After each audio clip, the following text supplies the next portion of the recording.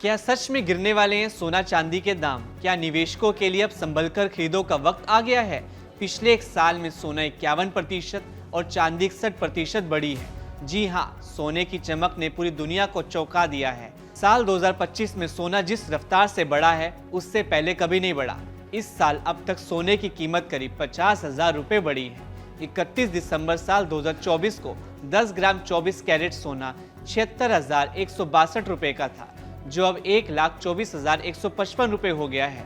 वहीं चांदी की बात करें तो 31 दिसंबर 2024 को 1 किलो चांदी की कीमत 86,017 रुपये थी, जो अब 1,75,325 रुपये प्रति किलो हो गई है। लेकिन अब इस तेजी पर ब्रेक लगने के संकेत मिलने लगे हैं। जी हाँ, कमोडिटी मार्केट्स के एक्सपर्ट्स ने ऐसी आशंका जताई है कि अब सोने चांदी में मुनाफा वसूली का समय आ चुका है।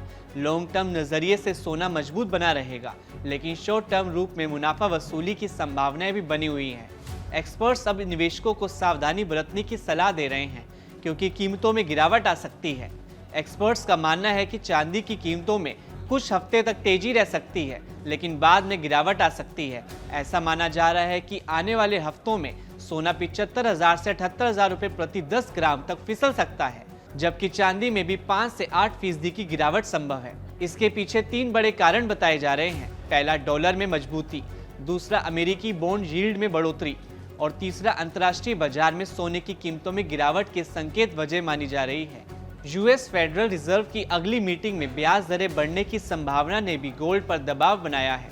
वहीं चीन और यूरोप में कमजोर मांग और मिडिल ईस्ट में शांति के संकेतों ने गोल्ड सिल्वर की चमक को थोड़ा फीका कर दिया है। एक्सपर्ट्स की राय है कि अगर आपने ऊंचे स्तरों पर सोना खरीदा है तो अब थोड़ा मुनाफा बुक कराना समझदारी होगी, और अगर आप निवेश की सोच रहे हैं तो लंबी अवधि में गोल्ड का ट्रेंड अभी भी पॉजिटिव बना जा रहा है।